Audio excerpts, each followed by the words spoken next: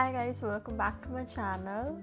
So I hope you all are doing very well. So in this video I will be talking about my whole course structure which I took back last year when I was coming to Australia. That's Masters in Data Science.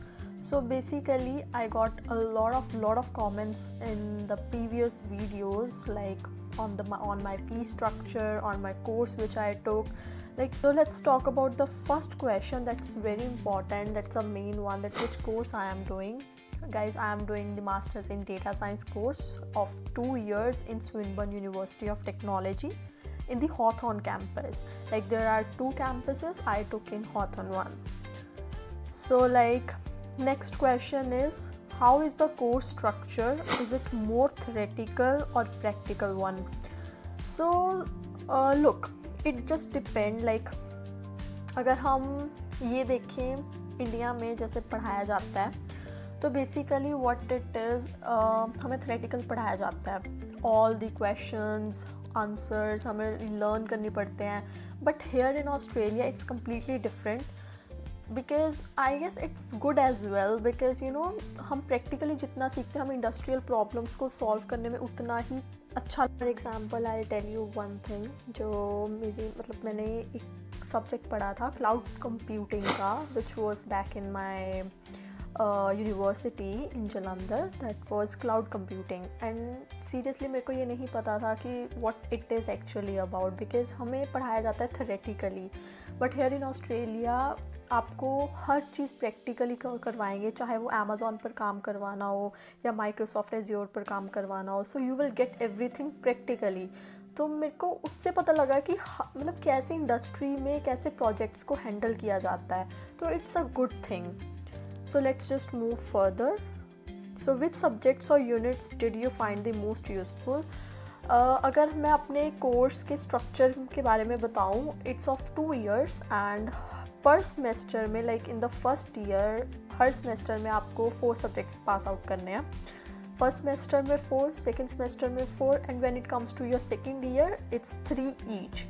Third semester में 3 subjects होते हैं और fourth semester में भी 4 subjects होते हैं. And there are electives as well. In third और fourth semester में 2 सब्जेक्ट्स होते हैं and 1 you have to take the elective one. Second most important thing is कि industrial projects. So there are 2 courses if we talk about the masters in data science. अगर हम masters कोई भी masters करते हैं यहाँ पर ऑस्ट्रेलिया में, तो 2 कोर्सेज होते हैं बेसिकली. एक होता है कोर्स वर्क, एक होता है you have to make the project one, जिसमें हमने प्रोजेक्ट्स बना के आपको सबमिट करने होते हैं. एक होता है जैसे हम कोई रिसर्च बनाते हैं, that is a research based में आपको रिपोर्ट्स बनानी होती है. रिपोर्ट्स हमें प्रोजेक्ट वाले में भी बनानी होती है, बट लेकिन उतना डिटेल में नहीं जाना होता. हमें प्रोजेक्ट बना के उसकी रिपोर्ट बना के सबमिट कर देना है. But in research one you have to do the research as well. किसी मेंटर के अंडर आपको काम करना पड़ता है in research based one. So it's a completely different one. मेरे वाला था कोर्स वन, तो वो it is much easier than research one, I think so. But जो मैंने एक्सपीरियंस किया उसमें बेसिकली क्या होता है कि आपको हर सेमेस्टर में एक प्रोजेक्ट हैंडल किया जाता है. That is a real world project.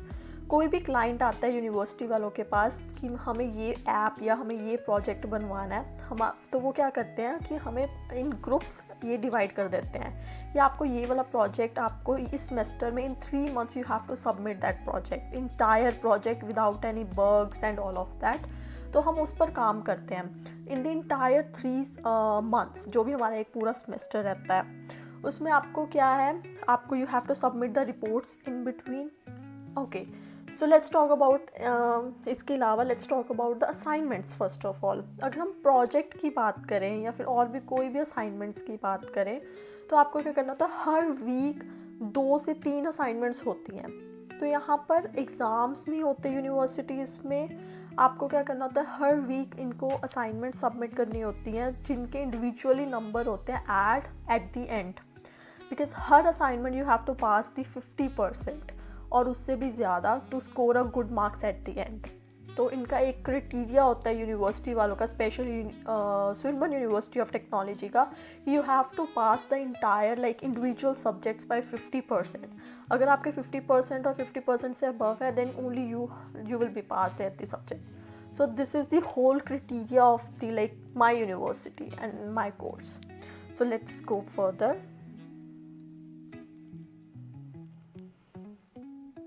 So next question is, are there any coding languages or tools that I should learn before joining? Definitely. The first one is you should know the Python one, because अगर आप data science लेके जा रहे हो तो data science में आपको Python बहुत इंपॉर्टेंट है, जो कि फर्स्ट सेमेस्टर में डेफिनेटली आपका एक सब्जेक्ट होने वाला है. एक पाइथन, एक इंट्रोडक्शन टू डेटा साइंस, उसमें भी पाइथन ही होती है बेसिकली. आप कोई और लैंग्वेज सीखना चाहते हो that would be like cherry on the cake, but Python is the must one. बाकी चीज़ें जैसे टैब्ल्यू है, पावर बीआई है, वो हर सेमेस्टर में बीच बीच में एक सेमेस्टर में होता रहता है. जैसे टैब्ल्यू हमने सीखा था सेकेंड सेमेस्टर में, that is in the data visualization one. आपको मैं पूरे अपने सब्जेक्ट्स जो मैंने पढ़े हैं अभी तक अपने इंटायर पर सेमेस्टर में, मैं उसकी लिस्ट डिस्क्रिप्शन बॉक्स में दे दूँगी. अगर आपको मतलब जानना हो कि हाँ कौन सा सब्जेक्ट पढ़ाया जाता है, तो is it beneficial for you कि हम ये वाले कोर्स परस्यू कर रहे हैं और नॉट, सो आप उसमें देख सकते हो. सेकेंड थिंग इज़, बहुत सारे लोगों ने ये मेरे से क्वेश्चन पूछा था कि कौन से लाइक ग्रेजुएशन करके आप मास्टर्स इन डेटा साइंस में एडमिशन ले सकते हो. वेल, बीटेक वाले, बीसीए वाले, anyone can take this course except जिन्होंने इंजीनियरिंग वगैरह की हुई है, ये वो कर सकते हैं. तो इट्स नॉट मैंडेटरी कि आपने बीटेक की हुई है then only you can pursue the masters in data science. Not at all. आपने बीसीए की हुई है, बीबीए की हुई है, you can do that. It's just that you have to like connect. अगर आपको वीज़ा में क्वेश्चंस पूछे जाते हैं, जब वीज़ा इंटरव्यू आती है तो उसमें क्वेश्चंस पूछे जाते हैं कि लाइक आपको कैसे, आप क्यों परस्यू करना चाहते हो, या आपकी तो बैकग्राउंड भी वही नहीं है, तो you have to give a valid answer to that. That's all. Next question is, how challenging is the course workload? Well, if I talk about the university one, university is very tough. They are very strict, literally saying इनकी attendance, इनकी assignments बहुत ज़्यादा tough है. अगर आप assignments अपने time पर नहीं सबमिट करोगे तो you will be like they will be deducting your marks to 60%. कि आपके अब जब आप करने जाओगे सबमिट तो आपके 60% से मार्क्स फुल में से लगेंगे, नॉट फ्रॉम दी 100%. सो आपको अपनी असाइनमेंट्स टाइम टू टाइम देनी पड़ेंगी अगर आपने वो सब्जेक्ट पास करना है. सेकेंड इम्पॉर्टेंट थिंग इज़, अगर आप फेल हो जाते हो अनफॉर्चुनेटली, राइट, सो उसमें क्या होता है कि आपको कोई स्कॉलरशिप नहीं लगती. Because I got 25% scholarship in my entire course, और उसमें मेरे को लाइक 2-3,000 का बन गया था. तो दैट इज़ बेसिकली, अगर आप कोई भी आपकी बैक आ जाती है या कुछ आ जाता है, आप फेल हो जाते हो उस सब्जेक्ट में, तो आपके ऊपर वो सब्जेक्ट के ऊपर कोई स्कॉलरशिप अगली बार नहीं लगेगी. This thing you have to keep in mind. Second thing is about my course fee, which is the like most requested question from all of you guys. If I talk about my course particularly, तो मेरे course की full I am not sure, but if I talk about the annually one, it's like $30,000 to $35,000 annually. Second year में वो बढ़ जाती है fees, because जो आपका प्रोजेक्ट होता है वो दैट कॉस्ट डबल, क्योंकि वो 2 सब्जेक्ट्स की कॉस्ट लेता है, तो वो थोड़ी सी इंक्रीज़ हो जाती है. बाकी in the like first year it's little less but not much less. It cost per semester, if I talk about, then it cost me around $15,000 to like $17,000. That's all. And ये part time करके ये नहीं निकलने वाली university students के लिए. मेरे को तो नहीं लगता कि निकल सकती है. कॉलेज की फ़ीस आई गेस निकल सकती है, but not the university one. It's very tough. मेरे अकॉर्डिंग बाकी निकाल भी लेते हैं, I am not sure. Next question, are there any elective units? Yes, there are elective units which you have to choose that. वो options देते हैं कि आपको हर सेमेस्टर में कौन से लाइक इलेक्टिव्स चूज़ करने हैं तो आप वो इलेक्टिव्स चूज़ कर सकते हो. Next question is, what is the quality of teaching and support from lectures or tutors?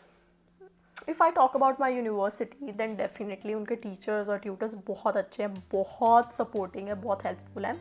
अगर आप उनको emails भेजते हो, because वो ना ऐसे available नहीं होते हर time university में. You have to like get an appointment to meet them, या आप email कर सकते हो उनको.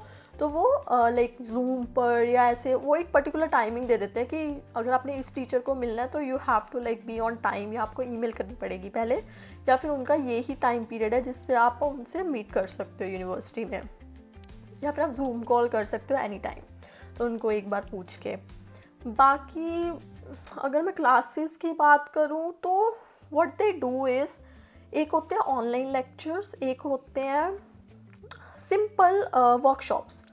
तो जो ऑनलाइन लेक्चर्स होते हैं वो हमें ऑनलाइन ही अटेंड करने पड़ते हैं, like from the laptop, from anywhere. वो हम यूनिवर्सिटी जाके अटेंड नहीं करते हैं. बट जो वर्कशॉप्स होती हैं दैट इज़ प्रैक्टिकल क्लासेस, वो हमें जाकर अटेंड करनी पड़ती हैं, और दैट इज़ वेरी इंपॉर्टेंट. उसकी ही मेन अटेंडेंस होती है जो वर्कशॉप्स होती हैं. हर सब्जेक्ट की 2 क्लासेस लगती हैं, एक ऑनलाइन क्लास और एक workshop class. So you have to like keep that in mind. 2 classes होती हैं. तो जो वर्कशॉप होती है उसमें जो ट्यूटर्स होते हैं that is basically what they do is, इनका एक ऑनलाइन प्लेटफॉर्म है, एक वेबसाइट है. They will give you the access for that. They will give the like हर कोर्स की इन्फॉर्मेशन होती है. लाइक अगर मेरी 3 कोर्सेज हैं एक सेमेस्टर में, एक में क्लाउड है, मशीन है और AI है, तो हर कोर्स की वहाँ पर इंफॉर्मेशन होएगी. जो भी क्लास उस टाइम लग रही होएगी, that you have to go to that class.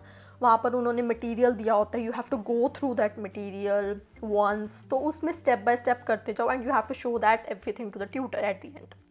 At that time only your attendance will be marked, when you will show your whole stuff what you did in the entire lab, entire practical session of 2 hours of that day. Only then your attendance will be marked. This is how the university is strict actually, because you can't go like that without doing anything. You have to show anything to the tutor, और like उसके भी marks होते हैं, वो भी बहुत important actually. Next question, was it easy to find accommodation near Swinburne? Well, I am not living near the Swinburne University because that cost me a lot, and मेरी जो part time job है, I am working in a real estate company, तो वो मेरी west में है, तो I am living in that area only. But like I travel for about 1.5 hours when I had to go to the university, so like it's okay. 1.5 hours is okay to travel, I guess. Moving to the next question, that is an university part-time available? Yes, there is. There is sports student HQ1, volunteers they hire, and there are a lot of cafes, or like there are many shops over there for them, like any students can work for the part-time over there. So yes, this is all about the questions which I got till now. If still any of you guys really want to know about the brief answer from me, then I would be great to answer you that. Please write it down in the comment section. I would be great to answer you all about all the questions, like if you have any doubt. Thanks for watching my video. Thank you so much. Thanks for supporting. Bye.